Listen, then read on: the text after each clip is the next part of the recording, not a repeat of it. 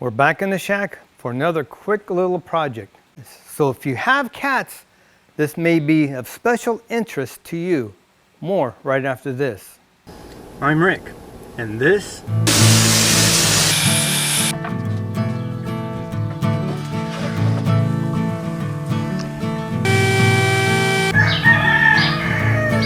shut the heck up, you stinking roosters.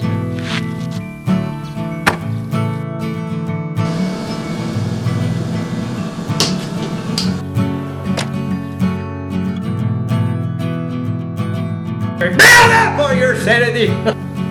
This is the shack. Hello and welcome back to this shack. We're back out in the shack. Little projects, gaining confidence back, getting a little more normality back, trying to get back into that groove. Little projects like this are big mental steps for me right now. If you have cats, this might be of interest to you. If you don't have cats, you may not care about this unless you just want to see another possible project to build, maybe for family or friend that may have cats. So what we're going to be building is a cat scratching pad. Pads are horizontal, scratching posts are vertical. Cats we've had mainly have always used a scratching post. When we got our new kittens, we adopted the male and female, brother, sister, Lily and Tuck. Tuck would use the scratching post now and then, but Lily would actually start scratching on the carpet in our house. Well, my wife had a reaction one day, or not a reaction, she had her asthma triggered, and it's been under control for years, something like triggered it. So she had a bad bout for about a month and a half. But when she went to the specialist, they said, well, these are some possibilities. One of the things was, like dust mites or something, possibility in your carpet. Well, one weekend, got up and decided we're yanking all the carpet out. So I spent the next couple of days getting all the carpet out of the house, getting all the little staples and nails for all the padding out. I mean, it was just, my knees were killing me. I was on my knees for 3 days straight. Tore all the carpet out, and we had nothing but just bare bone wood floor. So we have wood, not concrete, for a floor. Poor Lily had nothing to scratch on anymore. So I looked online, found some scratching pads that were made out of cardboard. Well, to my surprise, all the cats liked it. Unfortunately, clawing on it actually started shredding the cardboard. And after about a week, we started getting shredded pieces throughout the house. Within a few more weeks, as they shredded even more, we were getting clumps. I mean, a lot of this stuff shredded out through the house. I'm like driving me nuts. I got to vacuum every day. So that drives me nuts having to vacuum this stuff up. So I'm decided I am going to make one out of wood, wrap it in twine like we do the scratching post. So when it starts to fray, I can flip it over. It's two-sided, just like the cardboard. Flip it over. When one side gets shredded enough, you flip it over. And when it gets to the point where the other side is fraying and starting to fall apart, I bring it out here, cut all the old off, wrap it all with new, and there we go. I am going to make mine 18 inches long, 12 inches wide. I would recommend using 1x12 pine. Now you'd want one at least 20 inches long, or get a bigger piece, 6 foot, 4 foot, whatever you can get, and maybe even make 2. Now, you can use hand tools. I am going to use my table saw, my router. You don't need those. You can actually do this with a circular saw or even a jigsaw. Doesn't take much. If you're going to use the 4 foot piece of pine or 6 foot, whatever you end up buying, I'm cutting mine down to 18 inches, and I'm going to cut one piece off at 1.5 inches. The 1.5 inch piece is going to be the riser at one end. So it doesn't lay flat, it's going to have a little elevation to it, 1.5 inch riser. I would suggest, because of the angle, if you don't angle it, it won't set right. It'll want to kind of wobble. Angle like that, I'd rather have it level so it sets flat on the floor and sets flat on the top piece. You'd want to angle your first cut about 5 degrees. And I'll explain more as the video goes. You'll see all this, but I'm just kind of give you a heads up. The very edge I'll use this. So this is the piece. This edge, your very first cut, you should go along this edge. If you have a circular saw, set it about 5 degrees. Get you a piece of wood so it's like your guide. And just cut off the edge at a 5-degree angle. Now, if it angles this way, from the top part up here, go back 1.5 inches and do a 90 cut 1.5 inches. That's your riser. So when you take that angled piece, set it on here, it'll set flat, flush against this, and flush on the ground, so it won't wobble. Then from that piece, go 18 inches and cut that off. That way you're not trying to struggle with a short piece. Cut the small piece first, angle it. You don't have to angle it, it's your choice. I'm just saying my analness. If you watch the video, you'll see what I mean.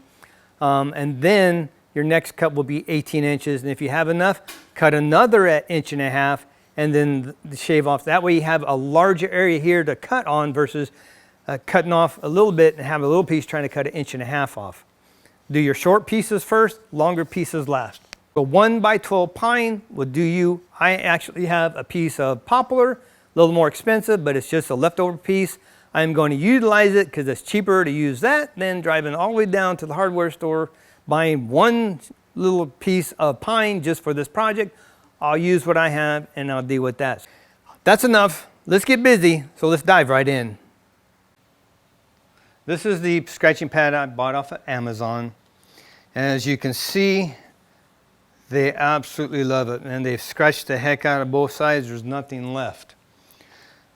This one is 9 1/4 by about 17. I got a piece that's like a 1x12 poplar. I'm just going to utilize that and I'm going to cut it at 18 inches. Just because I know the cats are a little bit big and they like to lay on this, so this gives plenty area to lay on and to scratch if they like. I hate to use it, but it saves me driving down the store just for a stinking 1x12 piece of pine. So I have this. This is 11 1/8, and I'm going to cut it down to 18, so be right there. Again, I would suggest 1x12 piece of pine, but I'm utilizing what I have. So I'm going to take this, probably just use my miter right here, cut it down to 18 inches long.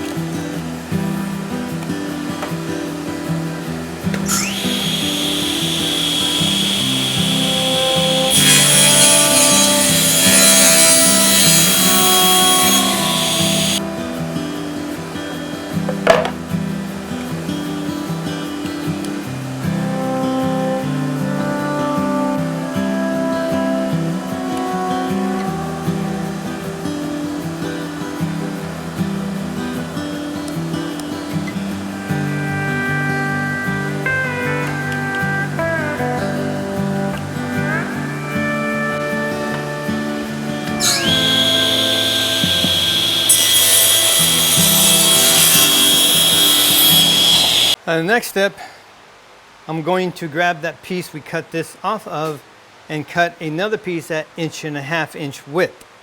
The reason is, I'll use this as an example, we want to elevate this, set it on something, so we're going to use a piece like that and cut it at 1.5 inch height. Now we'll get an angle on this later and we'll run this through and get it where it sets level, and it's a level set up here.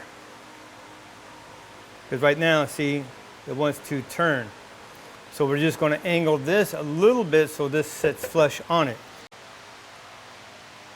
Got my little angle finder, and that's about what the angle is I need for that to set on properly, or at least so it sits level on there. So I gotta tilt my blade just a little bit.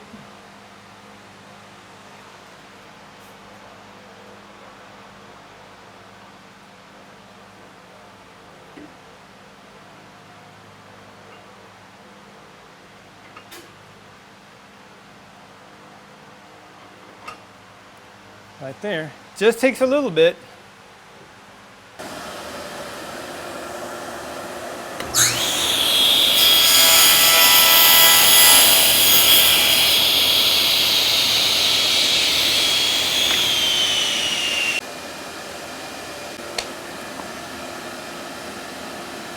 Well, got to go over a little more because I can see I'm not cutting that, so I got to go a little bit more yet.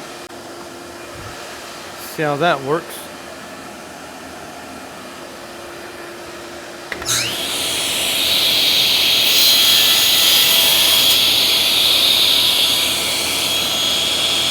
Yep, that's good.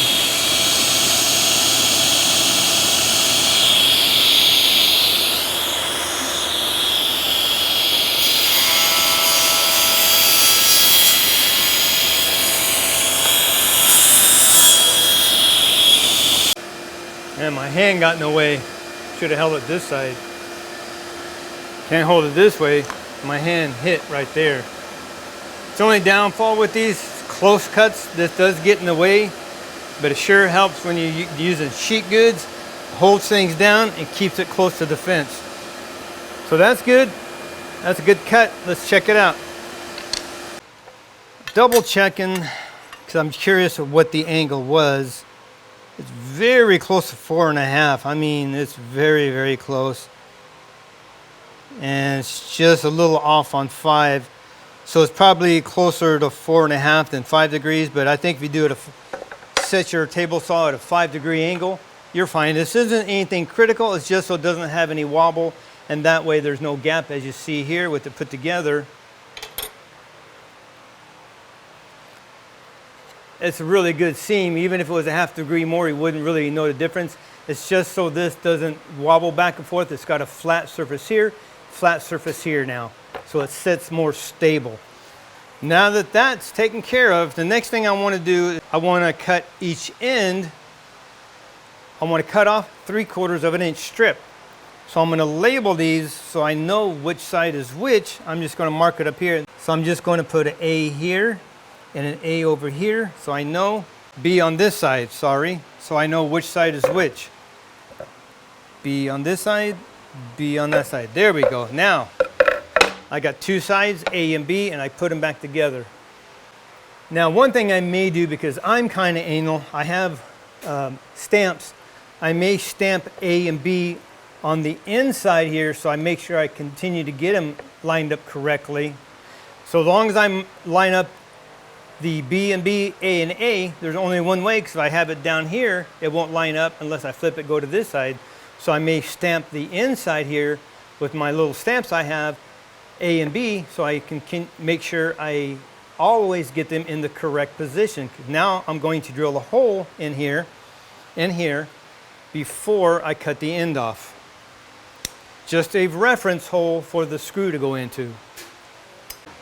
Now I was going to just go in 3/8 of an inch, but I figured this is 1.5 inches, so I'm going to go in 3/4 of an inch. So let me mark this all the way across, and then I want to mark over 3/4 of an inch.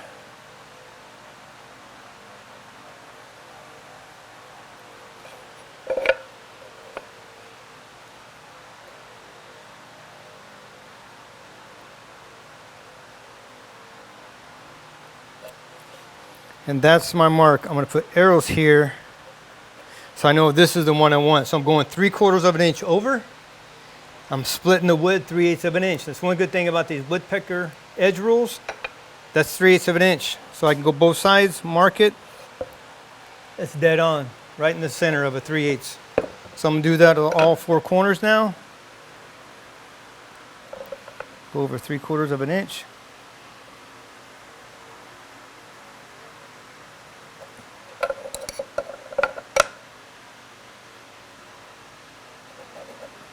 And there we have it.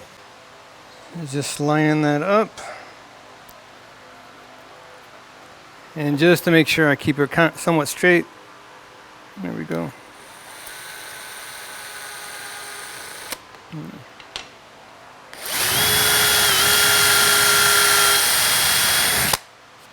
Good enough.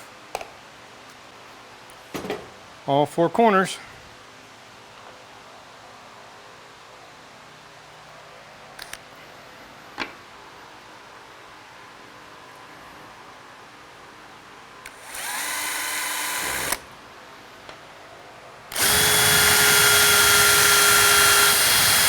Now we have the side holes drilled. we're going to drill the holes for our little incline stand here, whatever you want to call it. Again, this is already at 3/8 of an inch. That's what's nice about having certain tools. Don't have to worry about extra measurements. So we're just going to draw us a line all the way across here. It's already dead centered for the wood down here. Now we are going to go in 1.5 inches because we're going to cut this at 3/4 of an inch off. We want to be past that in here. So again, I'm going to get this flush. I'm going to go 1.5 inches in right there. Same thing on this side. 1.5 inches in. There we go. Now I got to get my tape measure. I forget what the center of this is. I am right at 11 inches. So it's 5.5 inches over. I'm going to go 5.5 inches over right there. I'm going to bring this side in and do the same thing, flush it up, so I make sure I get dead center. And right there, I got a little bit of a gap. Yeah. So it's actually 5.5 and maybe a 32nd. Yeah. So 17/32, I guess it would be right there. So I got just about a 1/16, so I'm gonna go to the center of that. That way, again, that's why we do this. So when I take it off there, flip it over and put it on here, as long as this is dead centered this way, it won't be off. But if I'm off on a little bit, I have 1/8 of an inch on the either side give, so it's not going to hang over. Clamp that on there so it doesn't move. I can drill my holes, and then this one I gotta bring it out, clamp it, drill my hole, then I'll be good to go. So let me get a clamp. I'm gonna get this set up and clamp it, and I'll drill these up.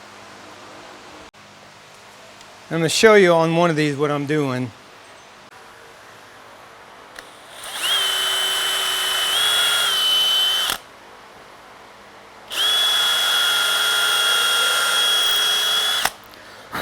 Then I'm going to countersink it, and I'll countersink the other side once I flip it over.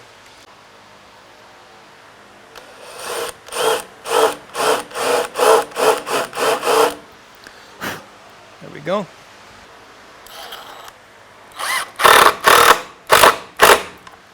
Perfect. Countersunk, countersunk. So we're good on both sides. That'll work. It doesn't matter which side it goes on. We're good to go. Again, this isn't precision. It's just a cat scratching pad. With that, let's set the table saw up. Cut these 3/4 inch ends off. Already have the holes drilled on those. So once I get them cut, put them back on, I can countersink those, put them on. Then the next step. So I keep jumping ahead of myself here. Let's just do one step at a time. Now that we have this countersunk on both sides and it lines up, we're ready to go. I was going to set my rip fence at 3/4, but that's just too much to try to get that in there. So this is 11 1/16. So I set my rip fence at 10 5/16. Then I'll move it over 3/4 of an inch. Flip it over, cut off this side, so I take 3/4 of an inch off of both sides, and then we can move on to the next step.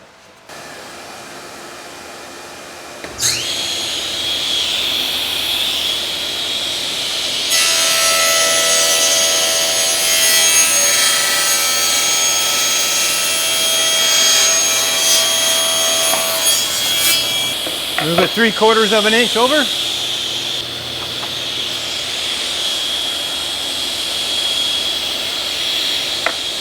Good side. Flipped it over. We're going to cut from this side now. Yep. Double checking.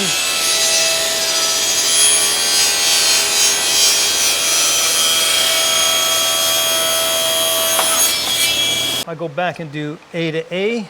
that goes on that side. B to B goes there. And there we have it. Perfect match again. Alrighty. I hope the wind isn't too bad. I got the fan blowing on me. It's kind of warm.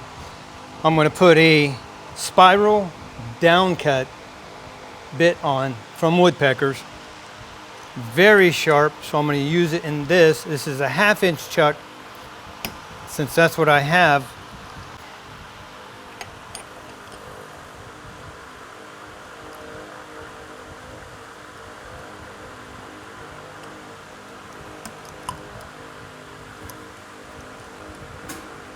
Here's a little bit.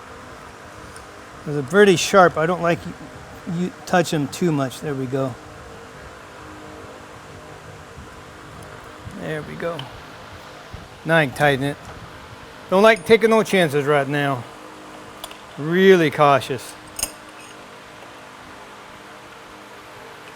Just snug them up.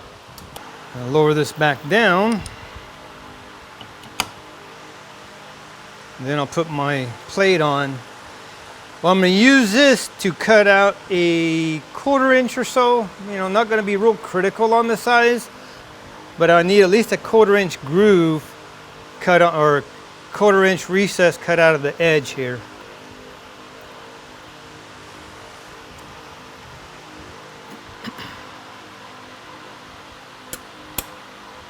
There we go. So I gotta clean that up so it's good right there. Lock it in. Now we have a set 1/4 inch markers right there. I bring that up. I mean, again, it doesn't have to be exact. It's just give me something to cut to get that about where I want it, and it's about right there. It's almost perfect. I have my stop set because I don't want it to go past here on my mark. So I got my Jorgensen stop there, and that's just about there.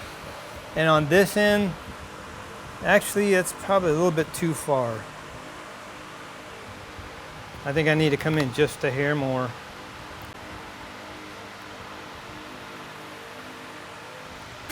That's a little bit better. That's definitely good. That's good enough. That's close, don't have to be perfect, it's good. So I'm just going to notch out a little 1/4 inch valley here, so that way we can wrap the twine around and put the outside on, keep it nice and snug and nice and looking pretty and all that good stuff. So now I got that done, I can put this back on.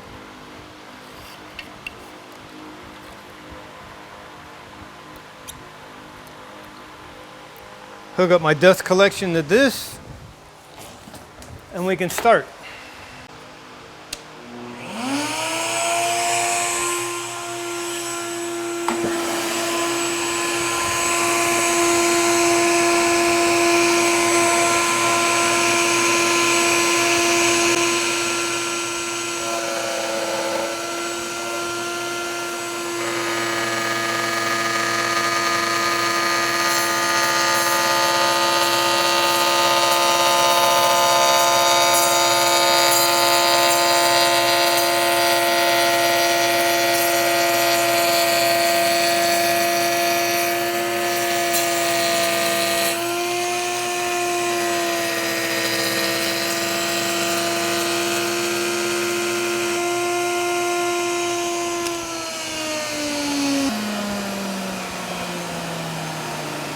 That's actually perfect.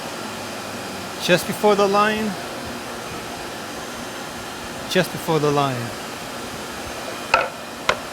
Oh, that is beautiful cut. Look at that. Underneath. Nothing. That's the Woodpecker downcut spiral bit. Beautiful, beautiful bit. Thing does a fantastic job. But I think I want to move this down just a little bit.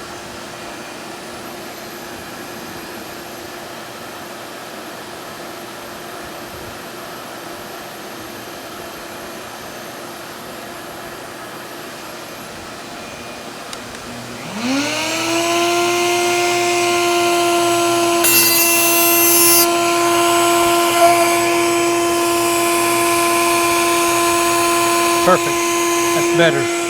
All right, the other side, and we'll be done.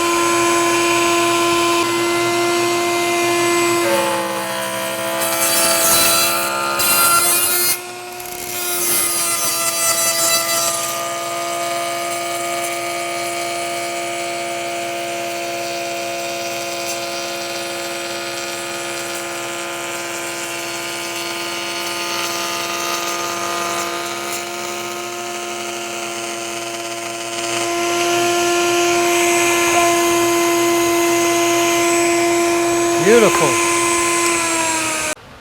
I'm setting this up for my round over. I'm going to show you how I kind of go about it. Let me kick this out. As you see here, the wood is right next to the bearing. Now, as I raise it up, when it hits the curve of the round over, it'll start pushing the wood out to the left. And I wait till I get about a 1/16 of an inch gap between these. And that's good enough for me. It's just a perfect little round over right there. I like that. That way I know I'm gonna have about a 1/16 of a round over. I'll lock that in and we're ready to go. But that's how I set my round over, so I know how much I'm gonna be doing without having to run it, maybe adjust it. This way I can see. I got an idea. I got about a 1/16 of an inch right there. That's all I want.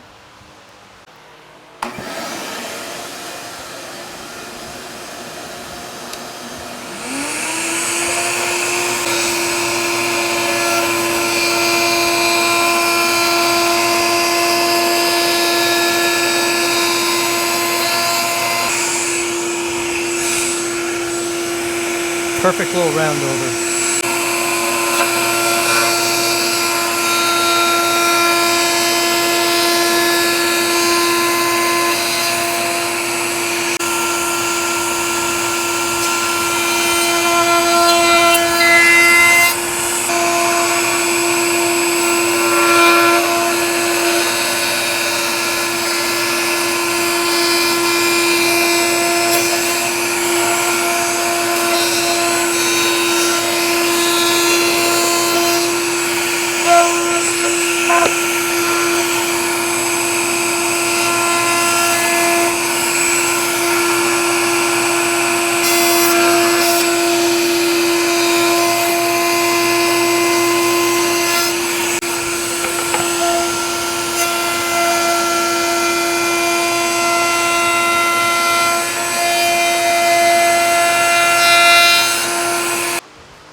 So it's all, my two ends are screwed in.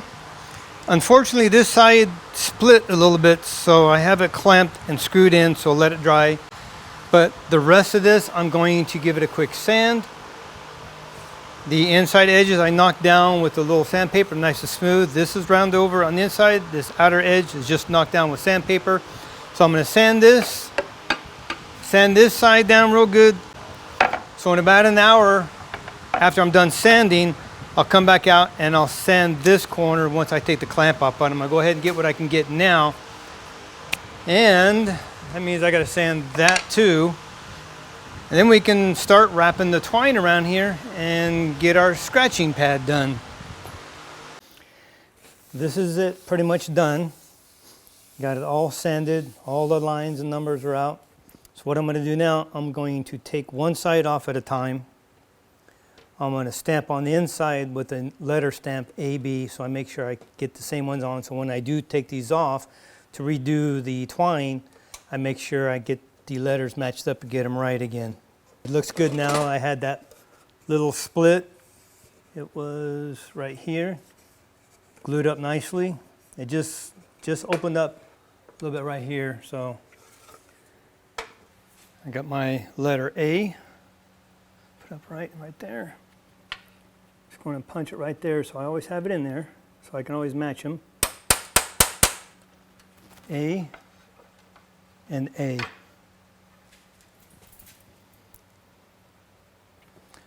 Okay, I drilled a little hole in there, so all I have to do, sometimes you may have to wet that up to keep it together. It looks like a hold, so I can just get that in there. There you go. just like that. And then I can hold that and start wrapping this. Then we'll be good to go. So I'm going to time lapse the wrap.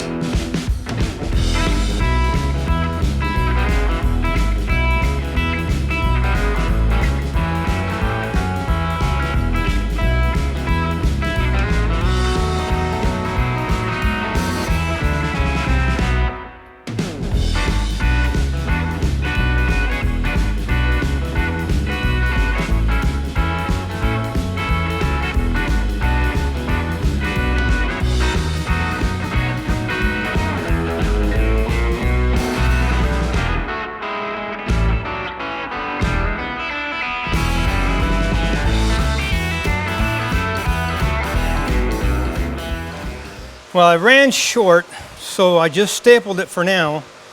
Normally, I would probably go the last 4 or 5, have a wire underneath there, connect it, pull it through and tighten it so it kind of stays. But yeah, I ran out probably about 20 feet short. Takes a lot, and this roll I had already used to rewrap a vertical scratching post, and I think they scratched maybe a dozen times on it. So I used 3/4 inch staples. I did 3 of them to hold this in there. So this is wrapped for now. I didn't get the full length, but that's okay. I mean, you really don't have to do the full thing. That's up to you how much you want to do, actually. Let's get these back, and I'll get my, this is A, B, A. So I get A to A. Oh, I like that. That looks good.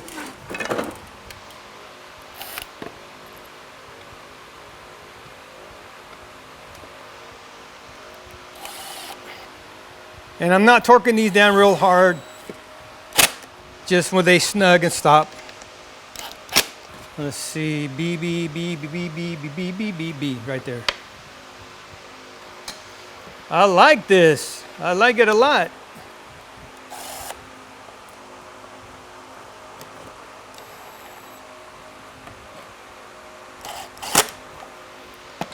Get this bad boy in there.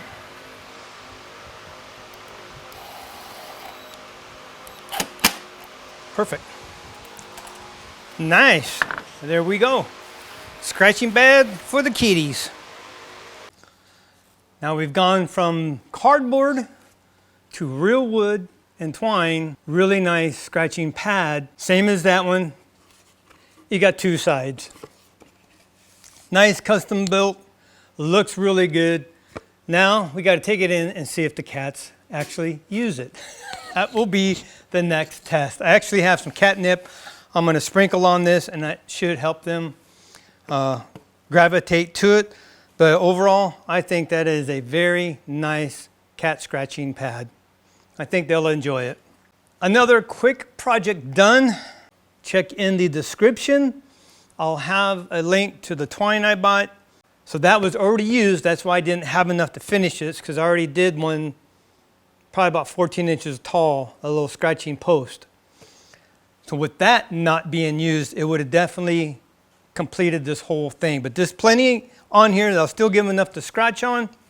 Yeah, I like this. It came out pretty good. So we are done. Thank you so much for watching. Be blessed. Take back your shack. Go for your sanity.